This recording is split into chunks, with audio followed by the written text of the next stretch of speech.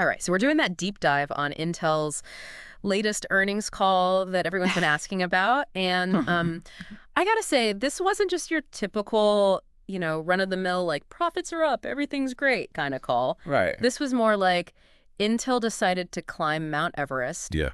in flip-flops Oh, yeah. during a blizzard. All right. Ambitious doesn't even cover it. I think you might be underselling it even a little bit there. Remember that home renovation analogy we talk about sometimes? This is like Intel decided to rebuild their entire house from the ground up, like top of the line everything, but they're still living in it during the entire process. Okay, so total chaos. Yeah. But, maybe the promise of an amazing outcome eventually down the line. Hopefully, yeah. So where do we even start with this? What's the cost of all this ambition? Well, for starters, they're talking about launching 5 new manufacturing processes in just 4 years. And we're not talking like small incremental upgrades here. We're talking next generation chips here, the stuff that's going to power everything for the next decade. Okay.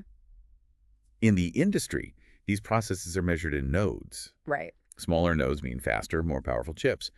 And getting to a new node, that is a massive undertaking. Yeah, it's not easy. It usually takes years.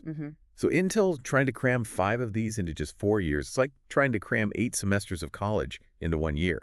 Intense. Intense is a good word for it. And expensive. Oh, yeah, definitely expensive. Yeah. They're calling it an unprecedented pace of innovation, which sounds great on paper. But that comes with a hefty price tag in the real world. We're talking billions upon billions of dollars in upfront costs just to make this happen. So it's a bold bet on their future. I'll give them that. But one that's got to be putting a real squeeze on their finances right now. Oh, absolutely. It's like completely gutting your kitchen, redoing all the plumbing, the works. Yeah. Your bank account's going to feel that. Big time. Yeah. And just like a major renovation like that. Yep. There are bound to be some unexpected hiccups along the way. Definitely. Things pop up. So where are they going to run into trouble? Well, take the foundry business, for example. Yep. You know how they're making chips for other companies now? Yeah, that's their big play, to become like the go-to chip manufacturer for everyone, right? Like they want to be Intel inside. Right, like owning the most advanced chip factory in the world. Everyone's going to want a piece of that action. Makes sense. So is it working? Are they actually signing up big clients for this, custom chip baking service? They are, and that's where things get really interesting. Their 18A chip production process is a huge selling point for them. Okay, so 18A, what's so special about that? Is that like their secret ingredient or something? Kinda. Think of it like the blueprint they're using to make these like ultra advanced chips, right? Okay. It's all about cramming more transistors onto a smaller and smaller surface area. And in the chip world, smaller is always better. Right, makes sense. Things faster processing, less power consumption, all that good stuff. And Intel's saying their 18A technologies could be like super competitive on that front. Okay, so no wonder everyone's like banging down the door to use their foundry. Right. But hold on.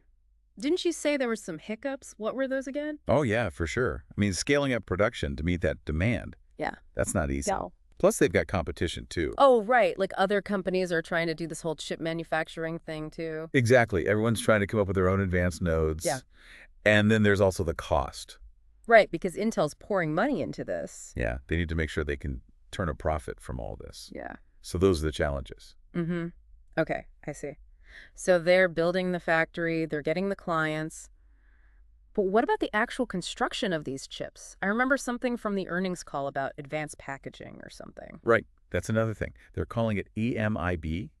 It stands for Embedded Multi-Die Interconnect Bridge. You didn't know, right? Wow. But it's actually really cool. Basically, instead of building one giant chip, they're breaking it down into smaller, more specialized chiplets, and then connecting them all together using this super efficient bridge technology. So instead of baking one giant cake, they're making a bunch of little cupcakes.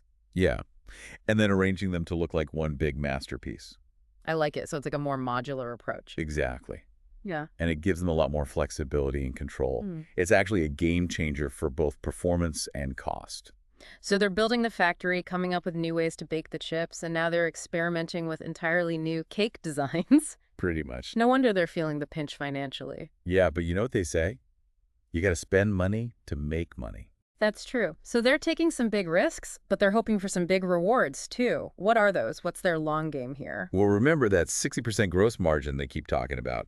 That's a key indicator of profitability. Right, basically how much money they actually get to keep from each chip after they've paid for everything. Exactly. And they're aiming high. which tells me they're feeling pretty confident about this whole thing. Okay, so big investments, big risks, but potentially big rewards too. But we got to talk about the elephant in the room. Oh, yeah. AI. Right. It feels like every tech company is going all in on AI right now. Oh, yeah. AI is everywhere. So where does Intel fit into all this? This is where it gets interesting. Because on the one hand, they're already a leader in AI-capable chips. Really? Oh, yeah. They've been shipping millions of them for PCs, and that market is absolutely exploding right now. Huh. I didn't realize they were that far ahead. Oh, yeah. They've been quietly making big moves in AI for a while now. Interesting, but. But. There's always a but, isn't there? Always. Their most advanced AI chips, the ones they're calling Lunar Lake, are actually being manufactured by another company. Wait, so they're using someone else's foundry for their most cutting-edge AI tech? Yeah, kind of ironic, right? Totally. So they're both a customer and a competitor in the AI game. Yep, that's the situation. But I'm sure they've got a plan to bring that production in-house eventually. Well, I'm sure they do. So what's the plan? It's all riding on this new chip they're developing called Panther Lake. Panther Lake. Okay. Another cat name. Gotta love those code names. When's that coming out? 2026 is the current target. 2026 feels both like ages away and right around the corner at the same time. Right. That's the tech world for you. So what's so special about Panther Lake? Is this just another node on their roadmap, or are we talking something completely different here? It's not just another node. This is different. Think of it like this. Right now, their AI chips are kind of like having a really smart oven.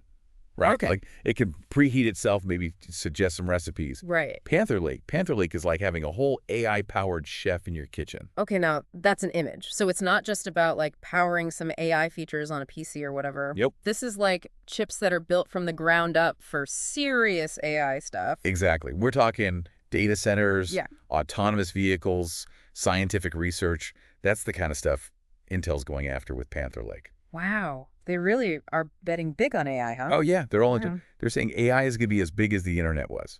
And they want to be the ones supplying the brains for that whole thing. It's like they're building the engine for a spaceship. Right. Before we've even figured out how to, like, reliably launch a rocket. That's a good way to put it. Pretty bold.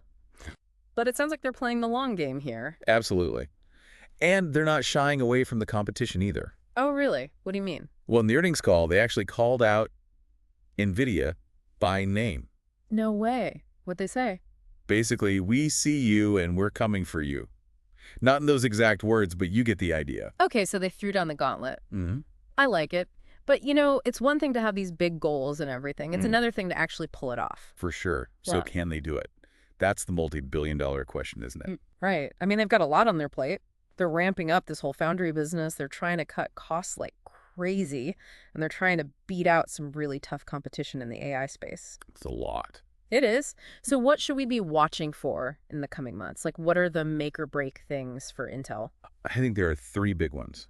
First, that 18A production, can they actually deliver on all those promises? The efficiency, all that. Exactly. If they can, that's going to be huge for their foundry business. Second, client wins. Who's actually signing up to use Intel's foundry for their AI chips? Right. If they start announcing some big names, that'll be a good sign. Exactly. And then finally, Panther Lake.